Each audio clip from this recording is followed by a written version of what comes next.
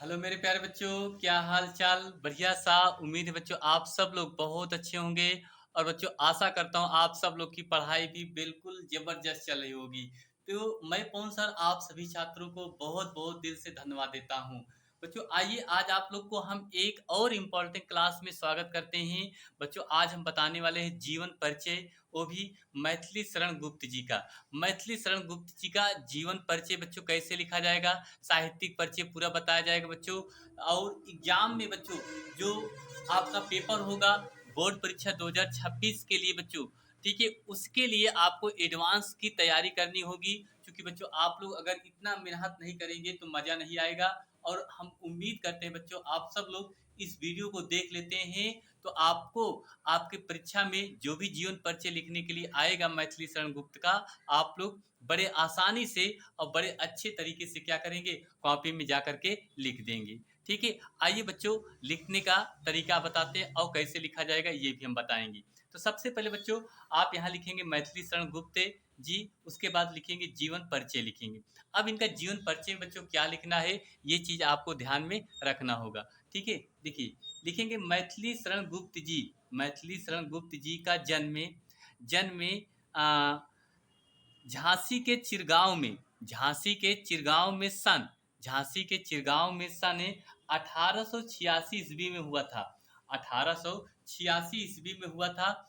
इनके पिता सेठ है, इनके पिता सेठ है राम शरण गुप्त। इनके पिता सेठ है राम शरण गुप्त। हिंदी साहित्य के, हिंदी साहित्य के अच्छे कवि थे। हिंदी साहित्य के क्या थे बच्चों, अच्छे कवि थे। इन्हें आ, इन्हें अपने पिता से ही कविता, इन्हें अपने पिता से ही कविता कविता कविता की प्रेरणा प्राप्त हुई थी। कविता की प्रेरणा प्राप्त हुई। गुप्त जी की शिक्षा दीक्षा घर पर ही संपन्न हुई थी। कह सकते हैं कि मैथिली शरण गुप्त जी की जो शिक्षा थी बच्चों वो घर पर ही क्या हुई थी, संपन्न हुई थी।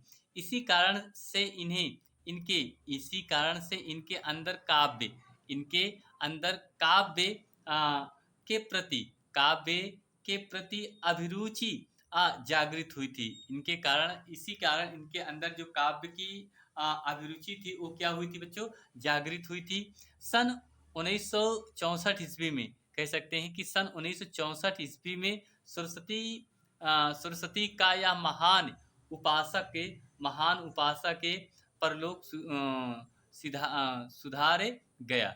ठीक है, परलोक को क्या हो गया बच्चों, सुधार गया। ठीक है, ये रहा इनका जीवन परिचय बच्चों। आइए अब इनको हम इनका देखते हैं साहित्यिक परिचय बच्चों। क्या देखते हैं, साहित्यिक परिचय। साहित्यिक परिचय में बच्चों क्या लिखना है इनके इनमें ध्यान से देखना होगा बच्चों। जी आइए देखते हैं। तो साहित्यिक परिचय में भैया लिखेंगे मैथिली शरण गुप्त जी। मैथिली शरण गुप्त जी में बाल्यावस्था से, बाल्यावस्था से कह सकते हैं कि से ही काव्यात्मक प्रवृत्ति, काव्यात्मक प्रवृत्ति विद्यमान थी। इनके अंदर कहा जाता है कि बाल्यावस्था से ही काव्यात्मक प्रवृत्ति विद्यमान थी। यह एक युग पुरुष के, यह एक युग पुरुष के रूप में हिंदी में अवतरित हुए थे। हिंदी में क्या हुए थे, अवतरित हुए थे। एक नए युग के पुरुष के रूप में हिंदी में क्या हुए थे, अवतरित हुए थे। इन्होंने हिंदी को अपनी, इन्होंने हिंदी को अपनी अपनी प्रतिभा की, अपनी प्रतिभा के स्पर्श से, स्पर्श से जो संजीवनी, जो संजीवनी शक्ति प्रदान की, जो संजीवनी शक्ति क्या की थी बच्चों, प्रदान की। उसी के फलस्वरूप, उसी के फलस्वरूप ये लोकप्रिय कवि बन गए। ये लोकप्रिय क्या बन गए बच्चों, कवि बन गए। गुप्त जी, कह सकते हैं कि गुप्त जी राष्ट्र प्रेमी कवि थे। गुप्त जी जो थे वो राष्ट्र क्या थे, प्रेमी कवि थे। इनकी रचनाओं में, इनकी रचनाओं में राष्ट्र प्रेम कूट कूट कर भरा है। इनकी रचनाओं में कह सकते हैं राष्ट्र प्रेम, राष्ट्र प्रेम जो था बच्चों वो कूट कूट करके क्या था, भरा हुआ था। ठीक है, तो इस तरीके से आगे और आपको बच्चों हम दिखाते हैं भरा था। आगे बच्चों देखिए, इसी कारण से इन्हें, इसी कारण से इन्हें इनको हिंदी साहित्य के, इसी कारण से इनको हिंदी साहित्य के विद्वानों ने राष्ट्र कवि की उपाधि से विभूषित किया। राष्ट्र कवि के उपाधि से क्या किया था, विभूषित किया।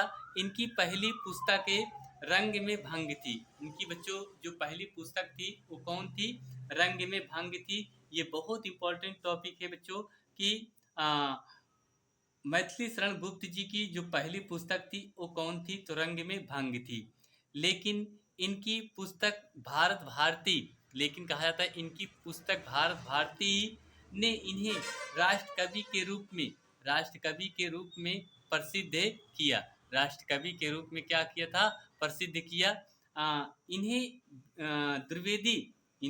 द्विवेदी युग का सबसे अधिक लोकप्रिय कवि माना जाता है। इन्हें द्विवेदी युग का सबसे अधिक लोकप्रिय कवि माना जाता है। यह समाज सुधार पर अधिक बल देते थे। यह समाज सुधार पर क्या देते थे, अधिक बल देते थे। यानी उस समय जो हमारा समाज था वो बिगड़ चुका था, जिसके कारण कहा जाता है ये समाज सुधार पर भी क्या देते थे, अधिक बल देते थे